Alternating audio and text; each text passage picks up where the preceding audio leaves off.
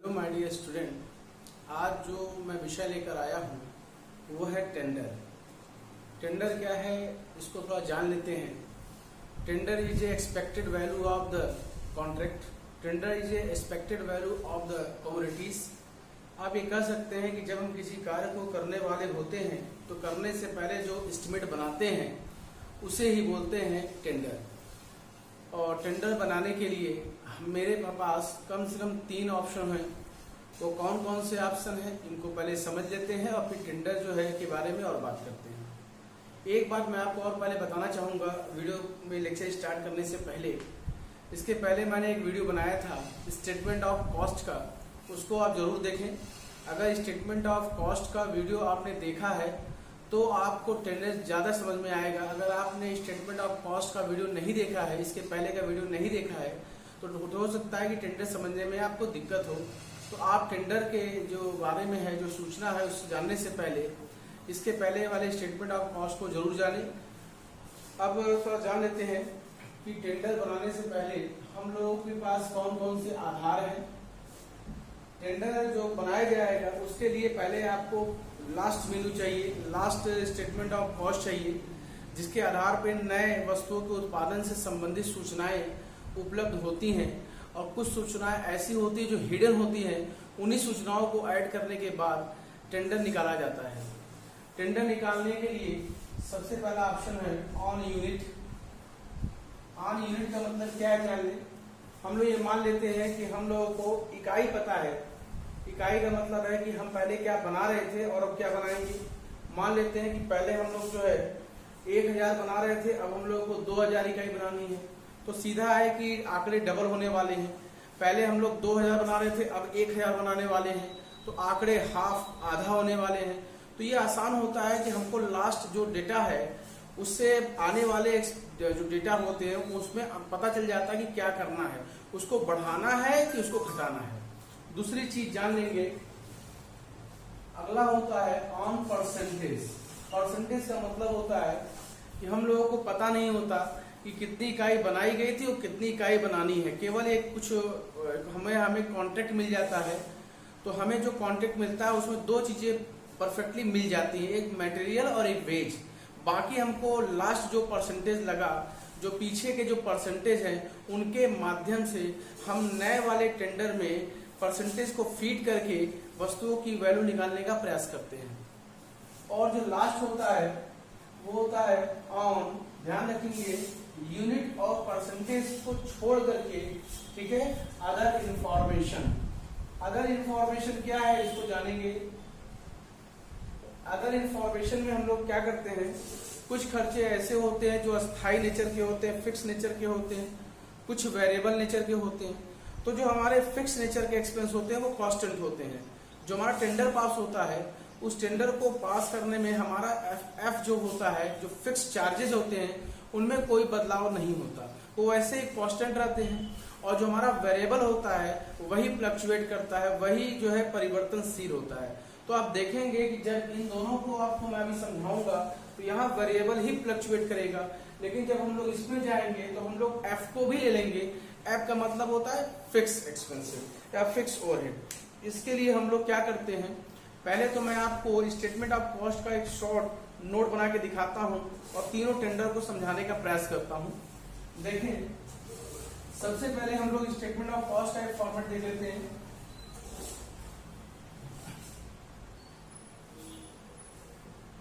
Statement of cost, ठीक है। Statement of cost में हमें चाहिए मटेरियल, मटेरियल लेते हैं, प्लस चाहिए लेबर,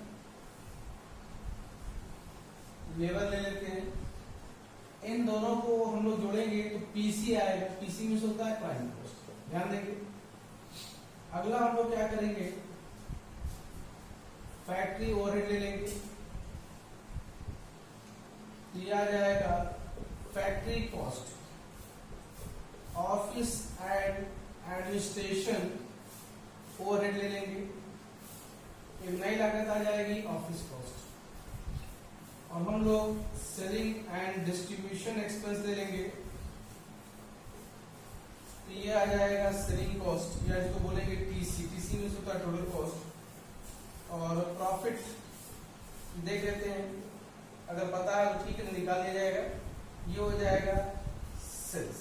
ये एक बहुत ही शॉर्ट फॉर्मेट है स्टेटमेंट ऑफ कॉस्ट का। तो अब इसी के आधार पे हम लोग टेंडर पास करेंगे। टेंडर कैसे पास होगा इसको ध्यान दें आप लोग। हम लोग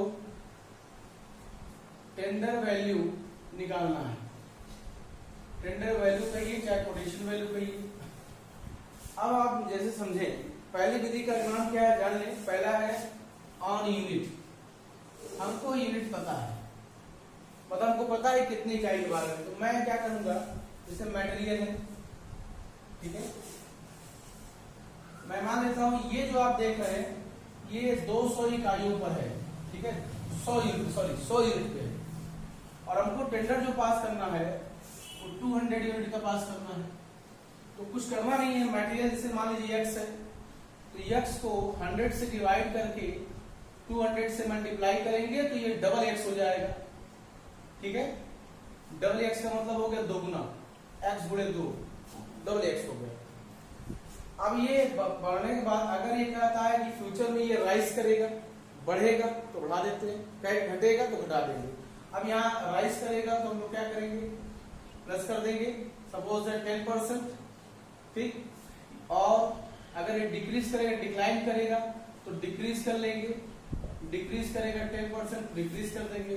तो ये x जो है यहाँ पर जो भी आएगा इसको देखेंगे। तो हमको करना क्या है इसको जरा समझेंगे आप लोग। इसमें केवल इतना करना है, 100 इकाई की सूचना है और 200 इकाई का डाटा तैयार करना है आपको। तो हर खर्चे को, चाहे वो मटेरियल हो, लेबर हो, फैक्ट्री हो, ऑफिस हो, सेलिंग कोई भी हो, उसको आपको क्या करना होगा, हर जगह 200 डिवाइड बाई 100 करना होगा। जैसे लेबर ले लेते हैं, मान लीजिए लेबर है, ठीक है, तो लेबर पे क्या करेंगे, लेबर मान लीजिए y है सपोज दैट, तो इसको भी 100 से डिवाइड करके 200 से मल्टीप्लाई करके यहाँ ले आएंगे, ठीक है, y² मान लीजिए ये, ठीक है। अब यहाँ भी आपको प्लस करना है तो राइज करें, अगर बढ़ाना है तो बढ़ाएं, या लेस करना है तो डिक्रीज करें। जो भी आएगा यहाँ मान लीजिए क्वेश्चन मार्क नहीं पता, इसको लेके बाहर आ जाएंगे। तो ये प्रोसेस चलेगा वैसे चलेगा, पहले पीसी आएगा, फिर एफसी आएगा, फिर ओसी आएगा, फिर टीसी आएगा, ऐसे चलता रहेगा आपका। एक और ले लेते हैं, मान लीजिए अब हम लोग फैक्ट्री में चलते हैं, तो क्या करना होगा, फैक्ट्री ओवरहेड मान लेते हैं जेड है, तो जेड डिवाइड बाई 100 मल्टीपल 200 इसका टू जेड पावर 2 हो जाएगा। तो ऐसे समझें, केवल फोकस ये करना है कि इकाई हमको पता है। अगर हमको इकाई पता है तो हम लोग क्या करेंगे, यहाँ पर यही समझना है आपको कि सभी को 100 से डिवाइड करके 200 से मल्टीप्लाई कर रहे हैं, मतलब जो हमारे आंकड़े हैं वो दोगुना हो रहे हैं, क्योंकि पहले जो डाटा था वो 100 का था, अब जो डाटा तैयार करना है वो 200 का करना है। और प्लस साथ में अगर कोई सूचना है कि मटेरियल, लेबर, ओवरहेड्स में इंक्रीमेंट लगा है, वो इंक्रीज हो रहे हैं तो उनको प्लस करें, अगर वो डिक्रीज हो रहे हैं तो उनको माइनस करें। प्लस करना भी होगा और माइनस भी करना होगा अगर कोई इंफॉर्मेशन अवेलेबल है तो। अगर कोई इंफॉर्मेशन अवेलेबल नहीं है तो आपको प्लस माइनस करने की कोई जरूरत नहीं, डेटा को सीधे बाहर ले जाएंगे और इसी प्रोसेस को फॉलो करके टेंडर प्राइस निकाल लेंगे। टेंडर प्राइस निकालने के लिए सबसे महत्वपूर्ण टॉपिक है जो वो है प्रॉफिट का, वो मैं लास्ट में भी बताता हूं आपको। दूसरा मान लेते हैं, दूसरा है ऑन परसेंटेज। ध्यान देंगे, ऑन परसेंटेज ये है ऑन परसेंटेज। ध्यान देंगे, आपको कोई भी टेंडर निकालना हो तो आपको मटेरियल पता रहेगा। मान लेते हैं मटेरियल जो है नहीं पता, जो क्वेश्चन मार्क लेते हैं, लेबर भी जो भी होगा ये आपको पता रहेगा, तो हम लोग जो है पीसी तक आसानी से पहुंच जाएंगे। ध्यान देंगे, पीसी तक पहुंच गए। अब करना क्या है, ये जो आप देख रहे हैं ये फैक्ट्री ओवरहेड, ऑफिस ओवरहेड और सेलिंग ओवरहेड, पहले इनका परसेंटेज निकालना होगा। परसेंटेज कैसे निकलेगा जाने, सबसे पहले निकालना होगा percentage of work overhead on direct wages, ठीक है। तो फॉर्मूला क्या बनेगा, work overhead on direct wages into 100। तो आपको देखना होगा कि ये जो फैक्ट्री ओवरहेड है जिसको हम लोग वर्क ओवरहेड बोल रहे हैं, वर्क ओवरहेड और लेबर में क्या कनेक्शन है, इनका परसेंटेज क्या है। जैसे मान लेते हैं कि लेबर 100 रुपया है और ये 20 रुपया है, इन दोनों का कनेक्शन देखें, इन दोनों का कनेक्शन 20% का है, ठीक है। तो यहाँ 20% निकाल लीजिए, क्लियर। मान लेते हैं कि FC 120 है, बहुत ध्यान दीजिएगा। ऑफिस ओवरहेड 30 रुपए है, सेलिंग ओवरहेड भी 30 रुपए है। तो हमको अगला निकालना होगा ऑफ परसेंटेज ऑफ कोई भी एक्सपेंस हो, other expense on WC, other expense upon WC into 100। तो आप देखें कि ये जो 30 रुपए है इसका और ये भी 30, इसका कितना परसेंट है, तो 30 और 120 गुणे 100, ठीक है। इसको बदल देते हैं अपनी सुविधा अनुसार, 36 कर देते हैं, ये हो जाएगा 30%, ठीक है। तो अब आप ये ध्यान रखें कि आपका जो ऑफिस का एक्सपेंस है, आपका जो सेलिंग एक्सपेंस है, ये दोनों जो है फिक्स कॉस्ट का, वर्क कॉस्ट का 30% है, तो यहां भी 30% लगेगा। कैसे देखें, चलिए कोई एक डेटा लेते हैं। ये मान लीजिए 1000 है और ये भी 1000 है। सपोज दैट ये काल्पनिक आंकड़े, काल्पनिक आंकड़े हैं। अब आप क्या करोगे, वर्क ओवरहेड लोगे क्या परसेंट, 20% ऑन, ठीक है, किसपे, लेबर, ठीक। तो लेबर का 20%, इसका 20% 200 रुपए हो गया, ये 2200 हो गया, ठीक है। ये आ गया WC। अब ध्यान देना है कि ये WC जो आ रहा है, WC का 30% बाकी खर्चे हैं। जैसे अगला है ऑफिस ओवरहेड, क्या परसेंट, 30% ऑन WC, इसका 30% 660। इसी तरह आप देखिए सेलिंग ओवरहेड 30% ऑफ WC, इसका 30%, इसी का 30% 660, ठीक है। आप देख रहे हैं, तो आपको देखना होगा, समझना होगा कि ये जो आप देख रहे हैं, ये जो खर्चे हैं, वर्क ओवरहेड, ऑफिस ओवरहेड और सेलिंग ओवरहेड, ये किस पे डिपेंड कर रहा है, तो वर्क ओवरहेड लेबर पे डिपेंड होता है, ऑफिस ओवरहेड, सेलिंग ओवरहेड और कोई भी एक्सपेंस होगा वो WC पे डिपेंड होगा। ये परसेंटेज हमें कौन देगा, लास्ट डाटा देगा।